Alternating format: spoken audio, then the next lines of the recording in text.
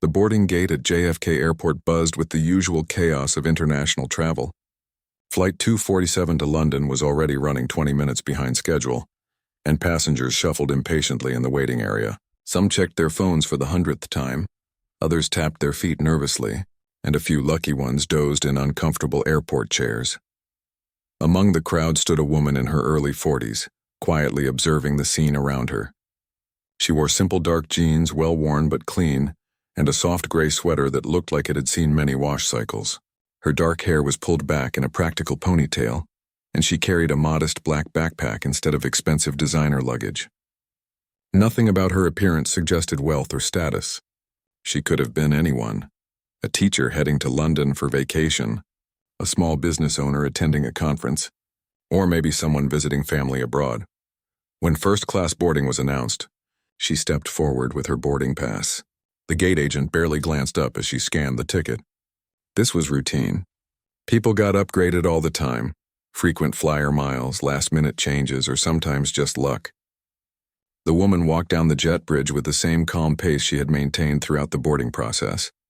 Inside the aircraft, the first-class cabin gleamed with polished surfaces and plush leather seats.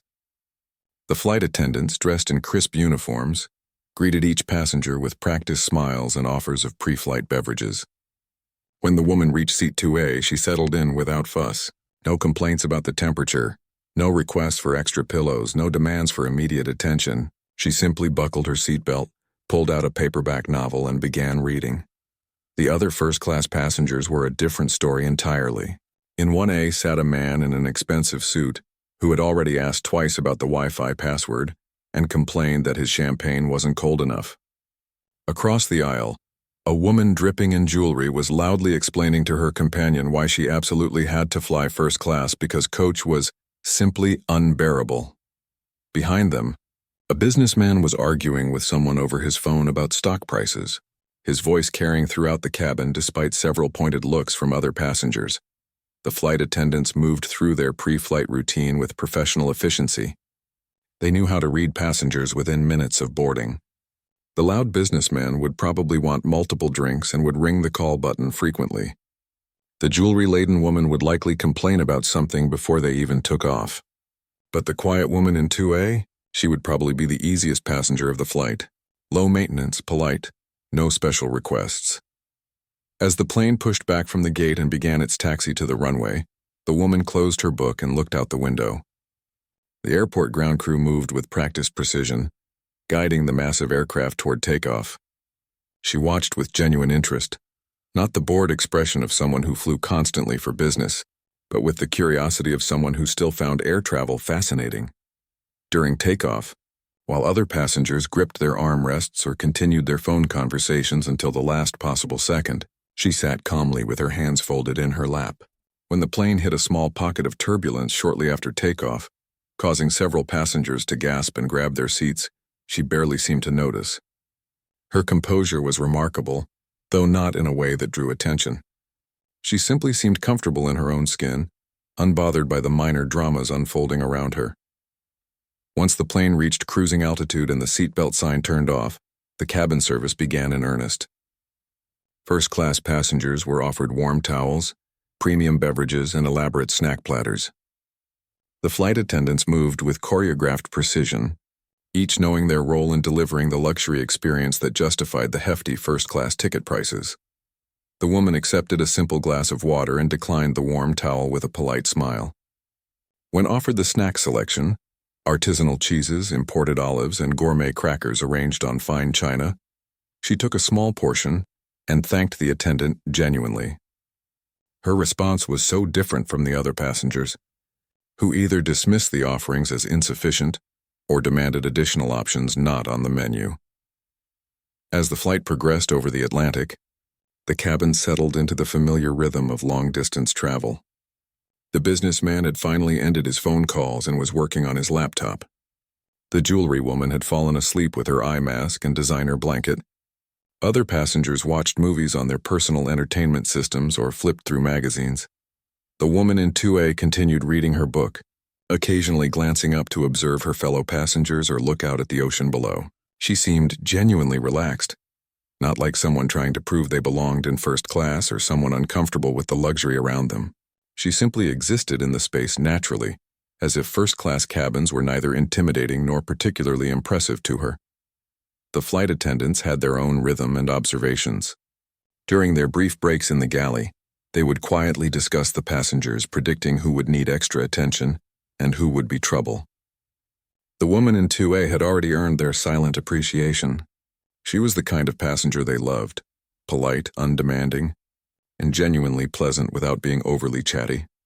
As the hours passed and dinner service approached, the cabin crew began their elaborate preparations. First-class dining on international flights was serious business. The airline prided itself on restaurant-quality meals prepared by award-winning chefs on the ground and carefully reheated and plated at 35,000 feet. The menu had been developed in partnership with renowned culinary experts, and the presentation was meant to rival fine dining establishments in major cities. The woman in 2A watched these preparations with what seemed like casual interest. She observed how the flight attendants handled the china, how they arranged the silverware, and how they coordinated their movements in the narrow galley space. Her attention to these details might have seemed odd to some, but she appeared to be someone who noticed how things worked, who appreciated good service and attention to detail. Little did anyone know that this quiet observation was about to lead to one of the most memorable flights in the airline's history. The woman in the simple gray sweater was about to reveal something that would surprise everyone on board and change the way they thought about assumptions, expertise, and the extraordinary people who might be sitting right next to them. The dinner service began with all the fanfare that first-class passengers had come to expect. The lead flight attendant, Rebecca, had been with the airline for 15 years and took pride in delivering exceptional service. She knew that these passengers had paid premium prices and expected premium experiences. Every detail mattered, from the timing of the service to the temperature of the plates. The appetizer course arrived first, a delicate salmon tartare with microgreens and a citrus vinaigrette, served on bone china with the airline's logo discreetly embossed on the rim.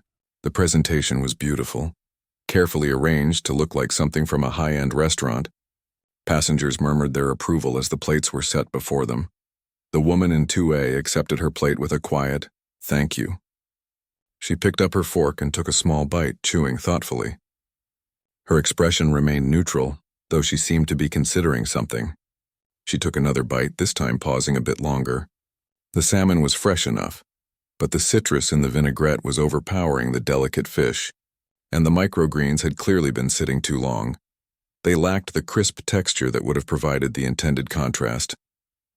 Around her, other passengers were enjoying their appetizers with varying degrees of enthusiasm. The businessman was eating quickly while reading emails on his phone. The woman with the jewelry was picking at her food and complaining to her companion that the portion was too small. Most passengers seemed satisfied, though few were paying close attention to the actual taste and quality of what they were eating. The main course service began an hour later. The airline had advertised this particular meal as their signature dish: beef Wellington with truffle sauce, roasted vegetables, and herb-crusted potatoes. It was supposedly prepared by their partner restaurant group, known for their innovative takes on classic dishes. The flight attendants presented each plate with obvious pride, explaining the preparation and ingredients to interested passengers. When the woman in 2A received her plate, she looked at it for a moment before picking up her knife and fork. The Wellington looked impressive, a golden pastry wrapped around what should have been perfectly cooked beef, accompanied by artfully arranged vegetables and a small ramekin of dark sauce labeled as truffle. She cut into the pastry first, and immediately noticed something was wrong. The bottom of the pastry was soggy, clearly having absorbed moisture from the beef during the reheating process. This was a common problem with Wellington served in flight, but one that could be avoided with proper preparation techniques. She took a bite of the beef itself and found it overcooked, closer to medium well than the medium rare that Wellington demanded. The meat was still edible, but it lacked the tender texture that made Wellington special. The truffle sauce was perhaps the most disappointing element. She dipped her fork into the small ramekin and tasted it carefully. The flavor was clearly artificial, a manufactured truffle essence rather than real truffle oil or fresh truffles. For a dish being presented as gourmet cuisine, This was a significant shortcoming. Real truffle had a complex, earthy flavor that couldn't be replicated by artificial flavoring, and anyone with a trained palate would immediately notice the difference. She continued eating slowly, analyzing each component of the meal. The roasted vegetables were acceptable but oversalted, likely to compensate for the loss of natural flavors during the reheating process. The herb-crusted potatoes were the best part of the dish, crispy outside, fluffy inside, with herbs that hadn't been overwhelmed by processing. As she ate, she watched the other passengers' reactions. Most seemed satisfied, though she noticed that several people left significant portions of their Wellington untouched. The businessman had eaten about half before returning to his laptop. The jewelry woman had taken a few bites and then covered her plate with her napkin, claiming she was full. Only one passenger, an elderly gentleman in seat 4B, seemed to be eating with the same careful attention she was, though his expression suggested disappointment rather than analysis. The flight attendants moved through the cabin, checking on passengers and offering more wine or additional sauce. They seemed pleased with the positive comments they were receiving. "Delicious," said one passenger. "Very fancy," commented another. The crew's satisfaction was evident. They took pride in serving quality meals and were happy to see passengers enjoying the experience. But the woman in 2A was facing a dilemma. She could see that the flight attendants were proud of this meal and that most passengers seemed content. Speaking up would likely cause embarrassment and might come across as complaining or showing off. On the other hand, she knew that this meal could be significantly better with some simple adjustments to the preparation and sourcing. She finished about half of her Wellington and set down her fork. The elderly gentleman caught her eye and gave a small shake of his head, apparently sharing her assessment of the meal. This small moment of connection with a fellow diner who understood quality food gave her the encouragement she needed. When Rebecca came by to check on her meal, the woman smiled politely and said, "Excuse me, would it be possible to speak with you for a moment? I have some feedback about the meal." Rebecca's smile faltered slightly. Feedback during the meal usually meant complaints, and complaints in first class were something the crew worked hard to avoid. "Of course," she replied professionally. "Is there something wrong with your Wellington?" "Well," the woman said carefully, "the presentation is beautiful and I can see that a lot of effort went into this. But I noticed a few things that might be helpful for your catering team to know about." Rebecca sat down in the empty seat beside her, preparing for what she assumed would be a list of complaints from a difficult passenger. "What seems to be the issue?" The woman spoke softly, clearly not wanting to disturb other passengers or embarrass the crew. "The pastry on the Wellington is soggy on the bottom, which happens when the moisture from the beef isn't properly managed during reheating. The beef itself is overcooked. Wellington really needs to be medium rare to showcase the quality of the meat. And the truffle sauce," she paused diplomatically, "it tastes artificial rather than using real truffle oil." Rebecca listened carefully, surprised by the specific and knowledgeable nature of the feedback. This wasn't a typical passenger complaint about cold food or small portions. This woman was speaking with the precision of someone who understood cooking at a professional level. "I appreciate your feedback," Rebecca said, though she was still somewhat defensive about the meal.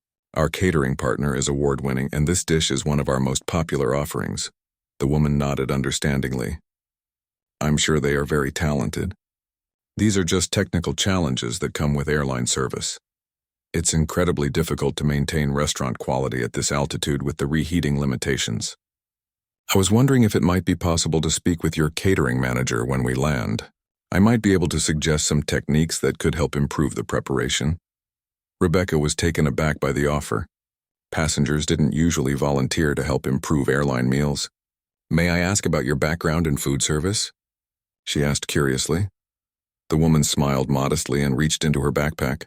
"Let me give you my card," she said simply, "and you can decide if the feedback might be helpful." Rebecca took the business card with polite curiosity, expecting to see something like food blogger or restaurant manager.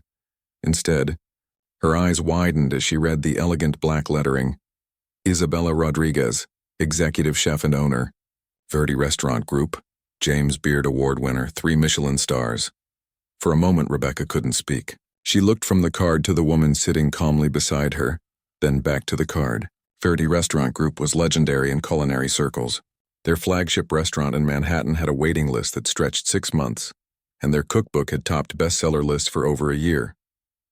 Isabella Rodriguez wasn't just any chef. She was culinary royalty, one of the most respected voices in the industry. You're Isabella Rodriguez?" Rebecca whispered, trying to keep her voice down. Isabella smiled warmly. "I am, and please call me Bella. Most people do." Rebecca's mind raced. She had served hundreds of celebrities, politicians, and business leaders over her 15-year career. But somehow having one of the world's most famous chefs quietly critique their meal while sitting in seat 2A felt surreal. This woman, who could command thousands of dollars for a private dinner, had just spent the last hour politely eating an overcooked airline Wellington without complaint. I can't believe you're here," Rebecca stammered. "I mean flying commercial. Don't you usually?" She caught herself before finishing the sentence, realizing how it might sound. Bella laughed gently. "I know what you're thinking. Most people assume celebrity chefs only travel by private jet or in some kind of luxury bubble. The truth is, I fly commercial all the time. I have restaurants to visit, suppliers to meet, and food festivals to attend all over the world. Private jets are expensive and honestly unnecessary for most trips." Rebecca was still processing this information when she noticed that other flight attendants had begun to gather nearby. Sensing something unusual was happening. The galley area was small, and news traveled fast among crew members during long flights. "Rebecca," called James, the head flight attendant. "Is everything okay here?" Rebecca looked at the business card again, then at Bella, who nodded encouragingly. "James, I'd like you to meet Isabella Rodriguez. She's been giving us some feedback about the Wellington." James approached with professional courtesy, not yet understanding the significance. "Ms. Rodriguez, I hope you're enjoying your flight. Was there an issue with your meal?" Bella stood up and extended her hand. "Please call me Bella. And no issue exactly, I was just sharing some observations with Rebecca about the preparation techniques. I think there might be some opportunities to enhance the dining experience." James shook her hand politely, still not making the connection. Rebecca decided to clarify. "James, Bella owns Verdi Restaurant Group. She has 3 Michelin stars. The effect was immediate." James's professional composure cracked slightly as he realized who he was talking to. Verdi Restaurant Group wasn't just famous among food enthusiasts. It was the kind of establishment that industry professionals studied and aspired to emulate. He had personally tried to get reservations at their main restaurant for his anniversary 3 years running, without success. "The Verdi Restaurant Group?" he asked, his voice carrying a note of awe. "The Manhattan location with the molecular gastronomy tasting menu?" Bella nodded modestly. "Among others. We have 7 locations now across 4 cities." Word began to spread through the cabin crew with remarkable speed. Within minutes, every flight attendant on the aircraft knew that one of the world's most celebrated chefs was sitting in first class, and she had thoughts about their award-winning dinner service. The news created a mixture of excitement and anxiety among the crew. On one hand, this was incredibly exciting. How often did they get to serve someone of Isabella Rodriguez's caliber? On the other hand, she had just critiqued their signature meal, and they weren't sure whether to be embarrassed or grateful. The captain himself, David Chen, made an unprecedented trip from the cockpit during the meal service. He had been flying for 22 years and had never left the flight deck during service except for emergencies. But his crew had radioed him about their famous passenger. "Ms. Rodriguez," he said, approaching her seat with a mixture of professionalism and genuine excitement. "I'm Captain Chen. I wanted to personally welcome you aboard and apologize if our meal service didn't meet your standards." Bella stood to shake his hand, clearly touched by his gesture. "Captain, please don't apologize. Flying is incredibly challenging, and serving food at this altitude with reheating constraints is one of the hardest things in the culinary world. What you're doing here is impressive. I was just thinking there might be some small adjustments that could make it even better." Captain Chen was struck by her graciousness.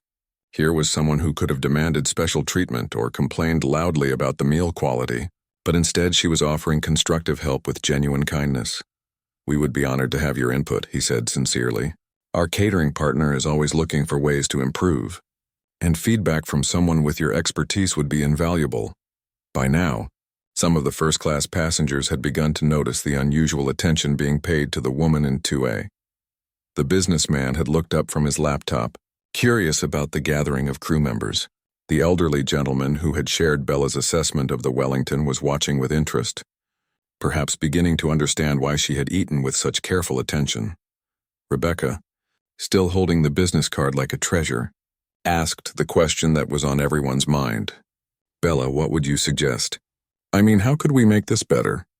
Bella considered the question carefully. She understood that airline catering operated under constraints that restaurants never faced: massive volume, limited equipment, and the challenge of serving food that might sit for hours before being consumed. But she also knew that many of these challenges could be addressed with different techniques and preparation methods. "Well," she began thoughtfully, "the Wellington is actually a very ambitious dish for airline service. The technique that would work best would be to partially cook the beef beforehand and wrap it in a pastry that's designed to stay crisp during reheating. You'd want to use a different type of pastry, maybe something with a higher fat content that can withstand moisture better." The crew listened intently as she continued. For the truffle sauce, real truffle oil is expensive, but even a small amount would transform the flavor completely. The artificial truffle essence has a chemical aftertaste that trained palates will always notice. And the vegetables could be roasted at a higher temperature for less time to maintain more of their natural texture and flavor. James was taking mental notes, already planning to share this information with their catering team. "This is incredible feedback. Would you really be willing to speak with our catering manager?" Bella smiled. "Of course. I love talking about food, and I respect what you're trying to do here. Airline dining has come such a long way over the past decade, and I think there's still room for innovation." As word of Bella's identity spread beyond the crew, the atmosphere in the first-class cabin began to change. Passengers started to look at the quiet woman in the gray sweater with new eyes, realizing that they had been sitting next to culinary greatness without knowing it. The transformation was about to become even more dramatic. The businessman in seat 1A was the first passenger to approach. He had overheard enough of the conversation to understand that the woman across the aisle was someone important in the food world, though he hadn't caught all the details. During a natural lull in the crew's discussion with Bella, he leaned over. "Excuse me," he said politely. "I couldn't help but overhear that you're in the restaurant business. I'm actually planning an event in Chicago next month, and I'm looking for catering recommendations. Do you know anyone in that area?" Bella turned to him with the same warm smile she had given the flight crew. "I might be able to help. What kind of event are you planning?" "A product launch for my tech company. About 200 people, mostly industry professionals. I want something that will impress them but isn't too formal or stuffy." Without hesitation, Bella began sharing recommendations. She knew the Chicago food scene intimately and suggested 3 different catering companies, each with different strengths depending on his specific needs and budget. She explained the style of each, what they did best, and even suggested specific menu items that would work well for a tech industry crowd. The businessman was amazed by the depth and specificity of her knowledge. Most people might suggest a few restaurant names, but Bella was giving him detailed insights into the local culinary landscape, complete with pricing guidance and logistical considerations. "This is incredibly helpful," he said gratefully. "May I ask what restaurant you're with?" When Bella told him about Verde Restaurant Group, his expression changed completely. He had heard of Isabella Rodriguez. His company had actually tried to book their private dining room for a client event 2 years ago, but couldn't get a reservation. Now here she was, sitting across the aisle in jeans and a sweater, giving him personalized catering advice as if they were old friends. The elderly gentleman from seat 4B had been listening to this exchange with growing interest. During a pause in the conversation, he introduced himself as retired Professor William Thompson from Oxford University. "I couldn't help but notice your expertise," he said to Bella. "I have a rather embarrassing question, if you don't mind." Bella encouraged him to continue. "My late wife used to make the most wonderful coq au vin," he said, his voice carrying both fondness and sadness. "I've been trying to recreate it for months now, but it never tastes quite right. I have her recipe, but something is missing." Bella's expression softened immediately. "That's not embarrassing at all. Coq au vin can be tricky, and often the secret is in techniques that don't get written down in recipes. Can you tell me how you've been preparing it?" Professor Thompson described his method in detail, and Bella listened carefully. When he finished, she smiled knowingly. "I think I know what might be missing. Traditional coq au vin requires browning the chicken pieces really well before braising, much more than most people think. And the wine should be reduced separately before adding it to the pot. Most recipes don't emphasize how important that step is. She grabbed a napkin from her tray table and began sketching out an improved technique, explaining each step and why it mattered. Professor Thompson watched intently, asking thoughtful questions and taking notes on his phone. By the end of their conversation, he had a completely revised approach to the dish and tears in his eyes from gratitude. "You've given me hope that I might finally get it right," he said emotionally. "Thank you so much." The woman with the jewelry, who had been pretending not to listen while clearly following every word, finally gave up the pretense and leaned across the aisle. "I'm sorry to interrupt," she said, "but did I hear correctly that you're Isabella Rodriguez?" When Bella confirmed this, the woman's entire demeanor changed. She introduced herself as Patricia Wells, the wife of a prominent film producer.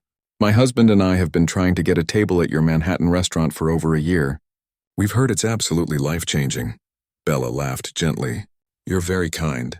The waiting list has gotten a bit out of hand, I'm afraid. We're working on expanding, but we want to maintain quality." Patricia immediately began asking about menu recommendations, dietary accommodations for her various food sensitivities, and whether there was any possibility of getting a reservation sooner. Bella patiently answered each question, even offering to have her assistant check for any last-minute cancellations that might work for Patricia's schedule. By now, the entire first-class cabin was buzzing with excitement. Passengers who had been sleeping or watching movies were awakening to discover that they were sharing their flight with culinary royalty. The crew was doing their best to maintain normal service while also facilitating what had become an impromptu Q&A session with one of the world's most famous chefs. A young couple from seats 5A and 5B approached during dessert service. They introduced themselves as newlyweds from Australia, flying to London for their honeymoon. "We're huge fans," the woman said shyly. "We actually bought your cookbook as an engagement gift for each other." Bella was delighted to meet fellow cooking enthusiasts. She asked about their favorite recipes from the book and was thrilled to learn that they had successfully made her signature butternut squash ravioli for their parents. "That's one of the more challenging recipes in the book," she said admiringly. "You must have good instincts in the kitchen." The conversation evolved into a discussion of cooking techniques, ingredient sourcing in Australia versus America, and recommendations for London restaurants they should visit during their honeymoon. Bella even suggested a few cooking classes they might enjoy, and gave them the contact information for a chef friend who ran a small cooking school in London. Throughout all of these interactions, what struck everyone was Bella's genuine enthusiasm for helping people with their food-related questions and challenges. She never seemed rushed or annoyed by the interruptions to her flight. Instead, she appeared energized by the opportunity to share her knowledge and passion with fellow food lovers. The flight attendants watched in amazement as their cabin transformed into something resembling a cooking class or food festival. Rebecca later told her colleagues that she had never seen anything like it.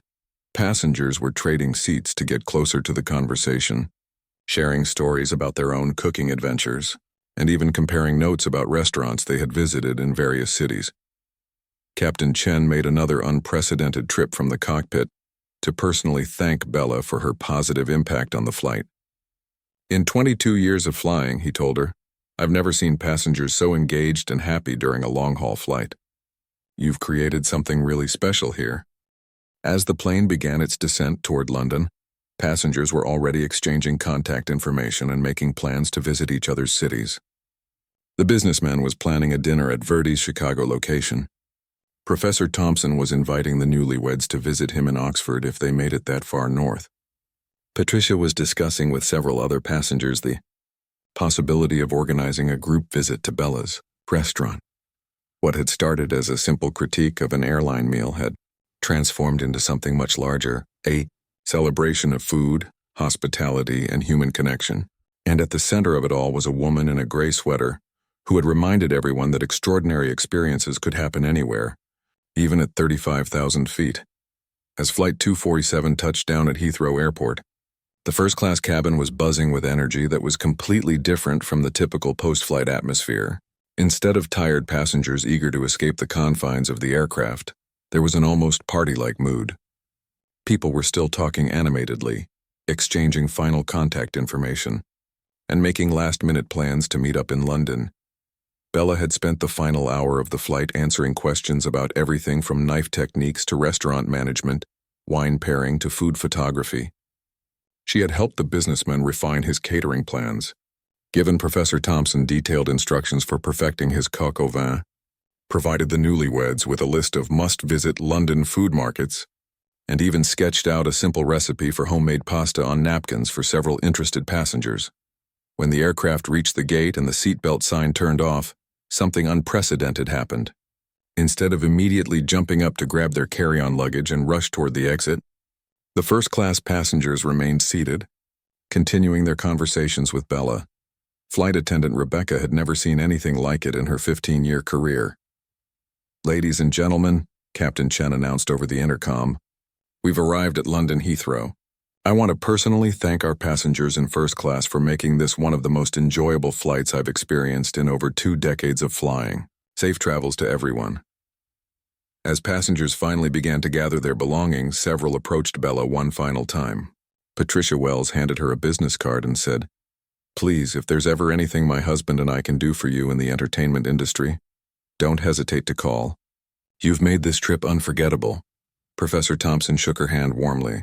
"I'm going to try that coq au vin technique this weekend. If it works, I'll have to find a way to properly thank you." The newlyweds were practically glowing with excitement about their London food adventure, armed with Bella's recommendations and contact information for her chef friend. "We'll send you photos from our cooking class," they promised. But the most significant moment came as Bella was gathering her simple black backpack.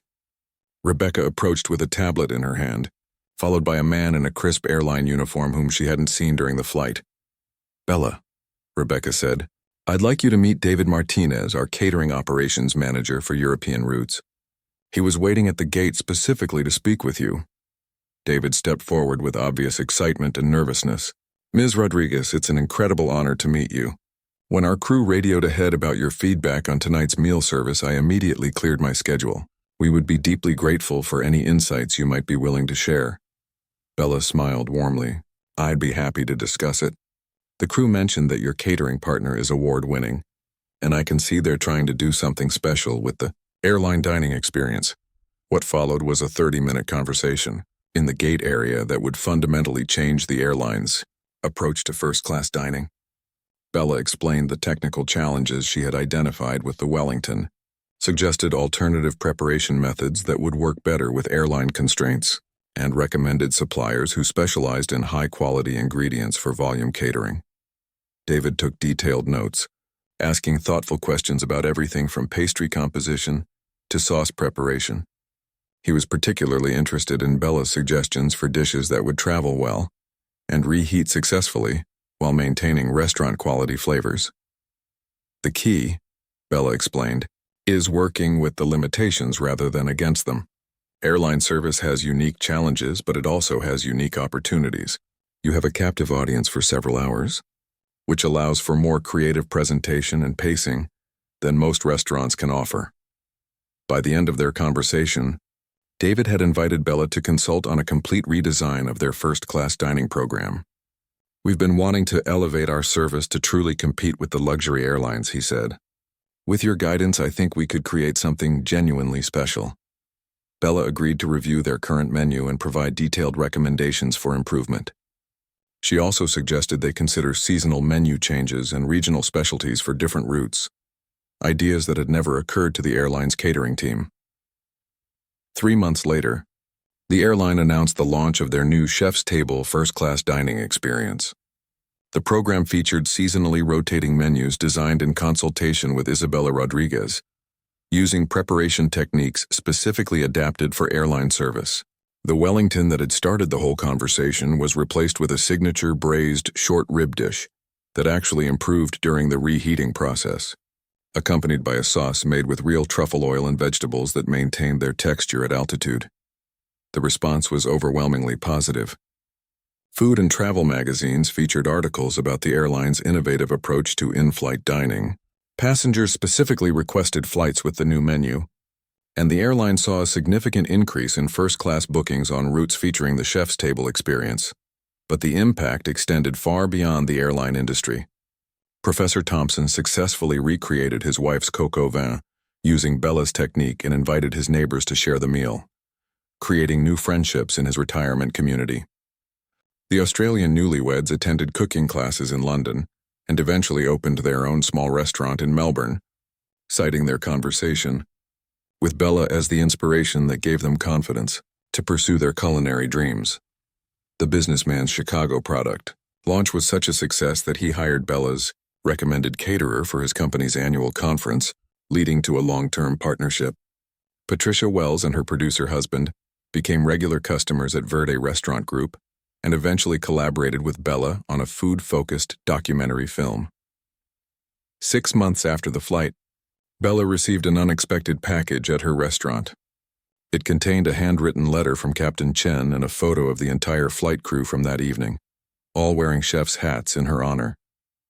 The letter thanked her for reminding them that exceptional service wasn't just about following procedures, but about creating genuine connections with people. The flight had become legendary within the airline.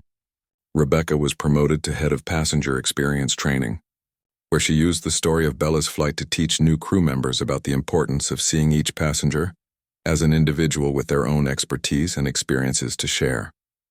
For Bella herself, the flight served as a powerful reminder of why she had fallen in love with cooking in the first place.